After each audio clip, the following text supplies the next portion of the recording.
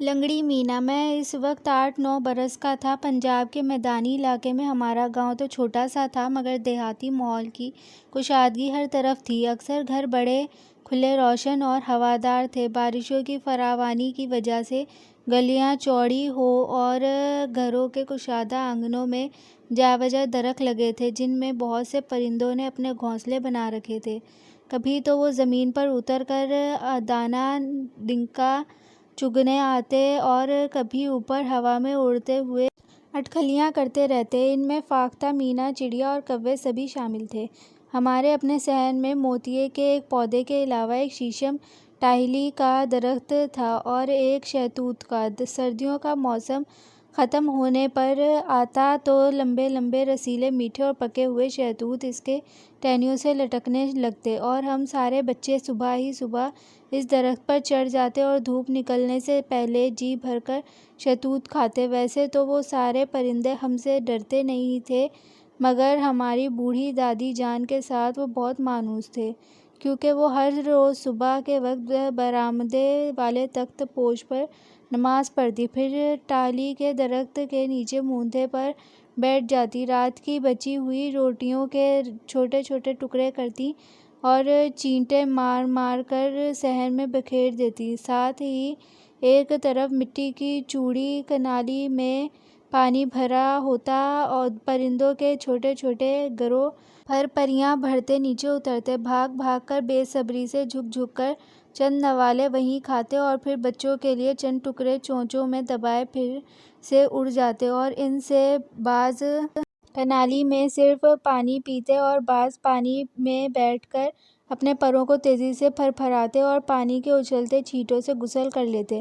باسی روٹیاں یا چاول نہ ہوتے تو دادی جان اندر سے باجرے اور گندم کے دانے منگوا کر بکھیر دیتی۔ میں دادی جان کے گھٹنے سے لگا ہوا پرندے کا تماشا دیکھتا رہتا اور بھاگ بھاگ کر اندر سے پرندوں کے لیے کھانے کی چیزیں لاتا رہتا۔ اس طرح ایک دلچسپ انکشاف ہوا کہ پرندوں میں بڑی مضبوط گروہ بندی ہوتی ہے۔ جب ان میں سے ایک گروہ زمین سے چوگا اٹھا رہا ہو تو دوسرے گروپ والے کویا اکیلے پرندے کو اس غذا کے قریب نہ آنے دیتے تھے، بلکہ بعض تو فوجی انداز میں آگے بڑھ کر لڑائی پر آمادہ ہو جاتے تھے اور پروں کو پھڑ پھڑاتے ہوئے چونچیں کھول کھول کر اپنے مخالف سے گتھم گتھا ہو جاتے۔ ایسی لڑائی کو روکنے کے لیے میں کبھی دوڑ کر آگے جاتا تو پھر وہ سب اڑ جاتے تھے۔ انہی پرندوں میں اکثر اوقات ایک لنگڑی سی مینا، جسے پنجابی میں لالی کہتے ہیں، بھی آ جاتی۔ ایک پاؤں ٹیڑھا ہونے کی وجہ سے وہ اس زمین پر ذرا سا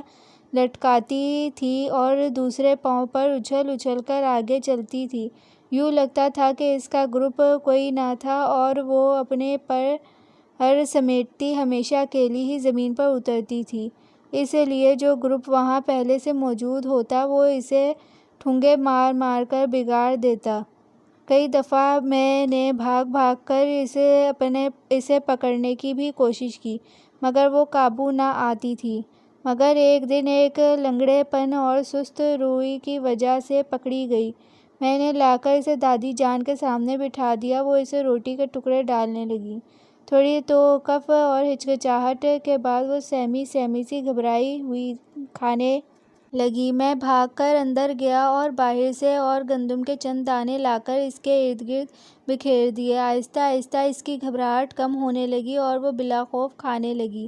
اس کے بعد وہ بعض دفعہ خود ہی کھاتے کھاتے ہمارے قریب آ جاتی، بلکہ ہمارے ہتھیلیوں پر سے چوگا چگنے لگتی۔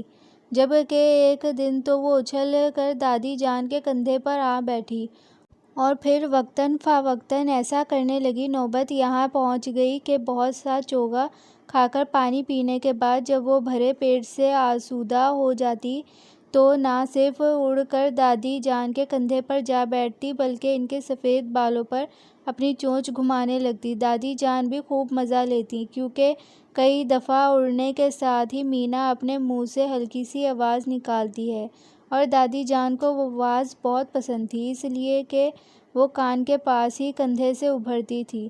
تب وہ زور زور سے ہنسنے لگتیں اور ان کے چوڑے چپٹے چہرے پر پھیلی ہوئی جھریاں بڑے ہی خوشگوار نمونے بنانے لگتیں۔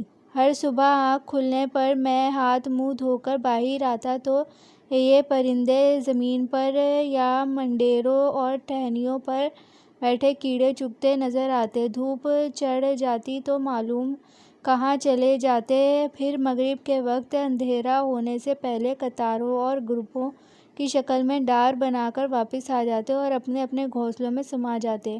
پھر رات بھر خاموشی رہتی اور اگلی صبح ان کی چوں چوں کی آوازوں سے میری آنکھ کھلتی اور تھوڑی دیر بعد یہ سب دادی جان کے گرد اکٹھے ہو جاتے۔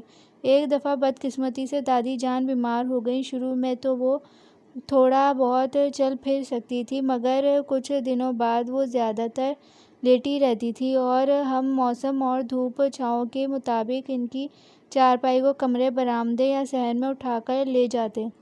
جب کبھی ممکن ہوتا وہ چارپائی پر بیٹھے بیٹھے ہی پرندوں کو چوگا ڈال دیتیں، ورنہ خود دور سے دیکھتی رہتیں اور ان کی زیر ہدایت میں درخت کے نیچے، برآمدے میں یا صحن میں کسی جگہ ان کا موندھا رکھ کر بیٹھ جاتا اور انہی کی طرح پرندوں کو روٹیوں کے ٹکڑے ڈالتا رہتا۔ پھر ایک دن ان کی زندگی کا وقت ختم ہو گیا اور صبح کی اذان کے وقت وہ فوت ہو گئیں۔ صبح ہی صبح عزیز رشتہ دار، ہمسائے اور دوست آنے لگے، قرآن خوانی شروع ہو گئی، ہم جنازے اور تدفین کے انتظامات میں مصروف ہو گئے اور کسی کی ہوش نہ رہی کہ پرندوں کو کچھ ڈال دیتے۔ دن بعد تعزیت کے لیے آنے جانے والے ہمارا غم مٹاتے رہے۔ سہ پہر کے وقت قریب انتظامات مکمل ہو گئے۔ انہیں غسل دینے کے بعد آخری سفر سے پہلے بڑے کمرے میں ان کی میت کو رکھ دیا گیا۔ ان کی چارپائی کے گرد عورتیں قرآن خوانی کرنے لگیں۔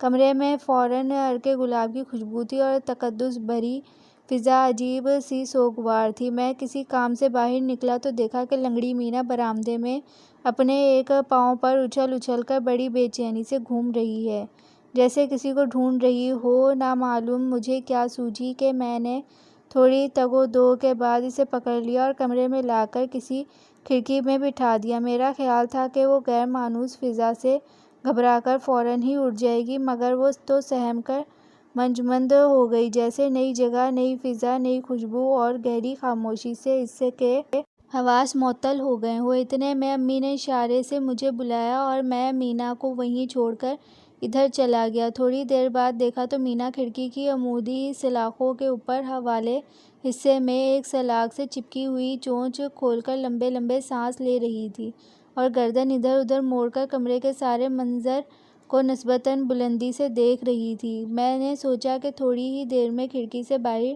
جا کر اوپر کھلی فضا میں اڑ جائے گی۔ اتنے میں ابا جان اور دیگر رشتہ دار مرد اندر آ گئے۔ کلمہ شہادت بآواز بلند پڑھتے ہوئے چارپائی اٹھائی گئی اور کندھے بدلتا ہوا جنازہ قبرستان کی طرف روانہ ہو گیا، جو زیادہ دور نہ تھا۔ اچانک میں نے دیکھا کہ وہیں مینا ہمارے عقب سے اڑتی ہوئی آئی اور کندھوں پر اٹھائی ہوئی میت کے اوپر اڑتے ہوئے ہوا میں چکر کاٹنے لگی۔ جتنی دیر میں ہم تقریباً 100 قدم چلے ہوں گے، وہ منڈلاتی ہوئی کئی چکر لگا کر تیزی سے ایک طرف مڑ گئی، لیکن تھوڑی دیر بعد پھر نمودار ہو گئی اور ہمارے سر پر اڑتی ہوئی قبرستان کی طرف جانے کی تھوڑی دیر بعد پھر غائب ہو گئی، مگر چند منٹ بعد سہ بارہ ظاہر ہو گئی، اس طرح وقفتاً نظر آتی اور غائب ہو جاتی۔ قبرستان میں پہنچتے تو ہم نماز جنازہ اور تدفین وغیرہ میں مصروف ہو گئے اور میں نے اسے بھول گیا۔ دفن کرنے کے بعد واپسی سے پہلے امام نے آخری دعا کے لیے ہاتھ اٹھائے تو ہم سب بھی دعا میں شامل ہو گئے کہ اچانک مینا کی آواز سن کر میں نے نظر اٹھائی تو لنگڑی مینا ساتھ والے درخت پر بیٹھی تھی۔ گھر پہنچے تو سوگوار ماحول میں اسے گم ہوئے کہ ہر شے بھول گئے اور ہم ہر آنے والے کے ساتھ دادی جان کی باتوں میں مصروف رہے۔ میں اگلی صبح اٹھا تو یوں لگا کہ یہ میرے معمول کی صبح ہی نہیں، کیونکہ نہ تو دادی جان خود نظر آئیں اور نہ میرے کان میں ان کی آواز پڑی کہ بچے ادھر آ کر پرندوں کو روٹی ڈال دو۔ برآمدے کے کونے میں دادی جان کا مونڈھا خالی پڑا تھا۔ بھاری دل سے گھسیٹ کر میں اسے درخت تک لایا تو ایک آدھ کا پرندہ اس امید میں ذہن میں اترنے لگے کہ شاید اب دادی جان بھی نظر آئیں گی اور انہیں کھانا ملے گا۔ لیکن جب خوراک بکھیری گئی تو باقی سب پرندے تو کھانے لگے، مگر لنگڑی مینا پہلے تو ایک طرف بیٹھی رہی یا اچھل اچھل کر ادھر ادھر گھومتی رہی، پھر ایک دم کچھ کھائے بغیر منہ سے آواز نکال کر اڑ گئی۔ 2-4 دن کی چھٹی کرنے کے بعد میں اسکول جانے لگا تو ہر روز بڑی عجلت میں روٹیوں کے ٹکڑے بکھیر جاتا، کیونکہ میرے پاس وہاں بیٹھ کر پرندوں کو دیکھنے کا وقت نہیں ہوتا تھا۔ بعض دن تو ایسے ہوتا تھے کہ دیر سے آنکھ کھلنے کی وجہ سے اسکول جانے کی تیاری میں چوگا ڈالنا ہی بھول جاتا۔ ممکن ہے باقی گھر والے بعد میں ڈال دیتے ہوں گے، مگر مجھے اس کا علم نہیں ہوتا تھا۔ اسکول کا راستہ قبرستان کی طرف سے جاتا تھا، اس لیے جب کبھی ہمارے صحن والے پودے پر موتیے کے پھول کھلتے تو میں اسکول جاتے ہوئے چند پھول دادی کی قبر پر بکھیر جاتا۔ 2-4 دن بعد جب اگلی دفعہ جاتا تو وہ مرجھا کر پیلے بھورے یا کالے ہو چکے ہوتے اور میں تازہ پھول ڈال کر آگے نکل جاتا۔ ایک دن میں وہاں گیا تو دیکھا کہ قبر پر ایک چھوٹا سا نیلا مگر تازہ پھول بھی پڑا تھا، جو قبرستان میں ادھر ادھر جنگلی جھاڑیوں میں بکثرت کھلا ہوتا تھا۔ میں نے سمجھا کہ شاید ہوا کسی جھاڑی سے اڑ لائی ہے، مگر عین اسی وقت وہ لنگڑی مینا اپنی چونچ میں ایک اور ویسا نیلا پھول اٹھائے آئی اور قبر پر ڈال کر میری موجودگی کی وجہ سے فوراً ہی اڑ گئی۔ میری نظروں نے اس کا تعاقب کیا تو وہ اڑتی اڑتی 1-2 چکر لگانے کے بعد دادی جان کی قبر کے قریب آگے ہوئے درخت کی ٹہنی پر بیٹھ گئی۔ میں اسے قریب سے پہچاننے کے لیے ذرا آگے بڑھا تو وہ اپنے لنگڑے قدم سے اچھل اچھل کر بھاگتی ہوئی ایک گھونسلے میں گھس گئی، جو اس درخت پر بنا تھا۔ میں حیران سا کھڑا سوچتا رہا کہ آیا یہ اس کا عارضی مسکن ہے یا مستقل قیام کا بندوبست ہے؟ جو بھی تھا، میں نے اگلے دن وہاں جا کر اس گھونسلے کے ساتھ والی ٹہنی پر ٹین کا چھوٹا سا ڈبہ لٹکا دیا اور جب بھی وہاں جاتا اسے باجرہ، جوار یا گندم سے بھر دیتا۔ یہ دانے چند دن تک اس کی خوراک بنے رہتے۔ پھر برسات کا موسم آ گیا۔ اس رات سخت بارش اور تیز ہوا کا طوفان آیا، اتنے کہ اگلے دن میں اسکول بھی نہ جا سکا۔ جب گیا تو واپسی پر میں قبرستان میں مڑ گیا تاکہ جائزہ لے سکوں کہ باد و باران کے طوفان کے بعد دادی جان کی قبر کے گرد پانی وغیرہ تو نہیں کھڑا ہو گیا۔ وہاں پہنچ کر دیکھا تو قبر تو محفوظ تھی، مگر مینا کے گھونسلے والا درخت ٹوٹ کر زمین پر گرا تھا۔ مجھے فوراً مینا کا خیال آیا تو بڑی بے چینی سے میں نے گرے ہوئے درخت کی گھنی شاخوں کو ہاتھ سے ہٹا کر گھونسلہ یا اس کا ملبہ ڈھونڈنے کی کوشش کی تو وہ نہ ملا۔ پھر بڑی مشکل سے درخت کو الٹ پلٹ کر اور اپنی جگہ سے کھسکا کر دیکھا تو وہ ٹوٹی ہوئی حالت میں اس کے نیچے سے برآمد ہوا۔ مزید تلاشی کی تو کچھ ٹہنیوں کے نیچے سے مینا بے ہوشی کی حالت میں ملی، اور گیلی ٹہنیوں سے ڈھکے رہنے کی وجہ سے اس کے پر پانی سے شرابور تھے۔ میں نے اپنی جیب سے رومال نکال کر اسے بڑی احتیاط سے پونچھا، صاف کیا، خشک کیا اور کچھ دیر سہلاتا رہا کہ اگر بے ہوش ہے تو شاید گرمی پہنچانے سے ہوش میں آ جائے۔ پھر میں اسے اٹھا کر گھر لے آیا تو ابو نے دیکھ کر کہا، یہ تو کافی دیر پہلے مر چکی ہے، اسے باہر پھینک دو۔ میں نے اسے پھینکا تو نہیں، البتہ قبرستان لے گیا۔ دادی جان کی قبر کے ساتھ ایک چھوٹا سا گڑھا کھود کر اسے دفن کر دیا اور اوپر چھوٹی سی قبر بنا دی۔ اب دادی جان اور لنگڑی مینا پکے اور مستقل ہمسائے بن چکے ہیں اور میں موتیے کے پھول ایک کے بجائے 2 قبروں پر ڈالتا ہوں۔